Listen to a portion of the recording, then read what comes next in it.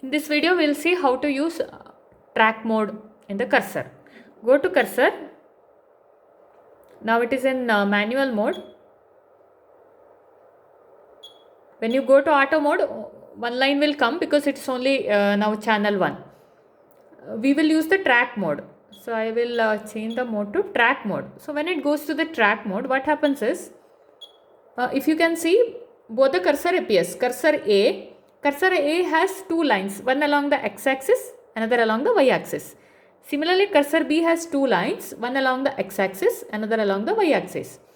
So now here, see, there is a white line here, that is for cursor A, and yellow line for cursor B. And the x and y line of cursor A are joined together, and you can see there is this point. This point you can move. There is a small circle.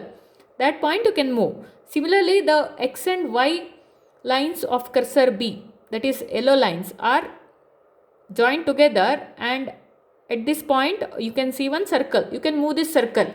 I will show you how you can move that. Now see cursor A. Now if you highlight cursor A, you can move cursor A. Now let us move the cursor A. And when you move the cursor A, this circle, it will move along your waveform. Now see, at this point, when I am moving towards this point, after this point, this circle will move down. See that. Observe now. Now this point will move down. See, can you see that?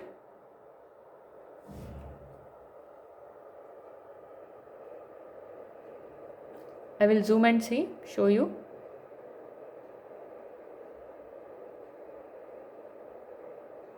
Observe, it is moving along the waveform. Now when it comes to this point, observe that it will shift down. See? Okay, similarly you can move cursor B also. Cursor B is highlighted, and now you can move the cursor B. Cursor B is yellow line. See that yellow line, you can move. See, it's moving. See, now it is moving along the negative part of the waveform, and when it comes here, it will shift up. So you can see that. You can see the yellow line here, that is the x-axis line of this cursor, and similarly there is a white line here, that is the x-axis line of the white cursor. Now let us say you, in this mode, you want to measure the amplitude, peak to, or let us say not amplitude, we want to measure the peak to peak voltage. So what you have to do is, one cursor you keep at positive peak, another cursor peak at place at negative peak. Now see, both the cursor points, that is both the circles are on the negative part of the waveform. So to measure the peak to peak voltage, what I will do is, I will now, anyway I am moving the cursor B, so I will put cursor B in the positive peak voltage. I am moving. See, now you can see how it moves. So now one line is along the positive peak, and the cursor A or white cursor is along the negative peak. Whatever it measures, the delta Y, which is nothing but the peak to peak voltage. Now how much delta Y is coming? 2.96 volt or approximately 2.9 volt. It is not stationary because the waveform is moving, so the Y value is changing. So 2.9 volt, which is the peak to peak voltage. So if you can see here as VPP is 3 volt, which is correct. Okay. So now to measure the frequency, what we will do is, one cursor we will keep at the start of the waveform, another at the end of that cycle. So let us put one cursor, that is yellow cursor here. The positive wave is starting here, and then it comes here, and the negative cycle is ending here. So the white cursor we will keep it at this point, so that we are measuring one complete cycle. Now I'll highlight the cursor A and move cursor A to end of one cycle. So that is this point, correct?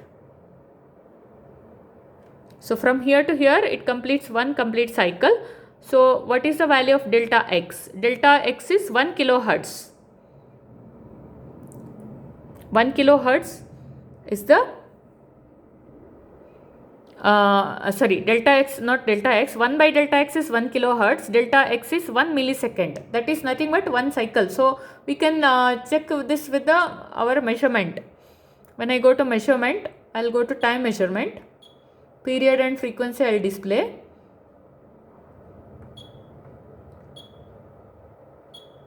So now if you see, frequency is 1 kilohertz, which is nothing but 1 by delta x, that is 1 kilohertz, and delta x is 1 millisecond, that is the period, 1 millisecond. So this is how you can use this cursor to measure the delta x and delta y value.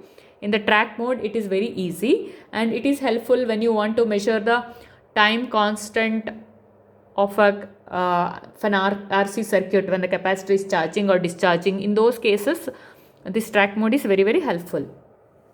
And in case if you are seeing the over damping case or under damping case of an RLC circuit and you want to measure different time and different amplitudes, then it is very, very helpful. The track mode is very, very helpful.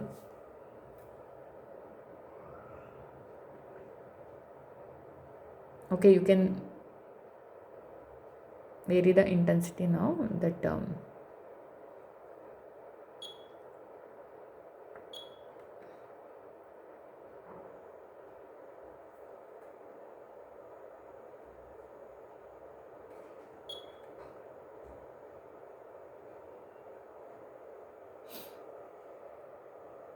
now I want to change the intensity of this waveform. So I'll go to off mode, and now I can change the intensity of the waveform. Hope this is helpful.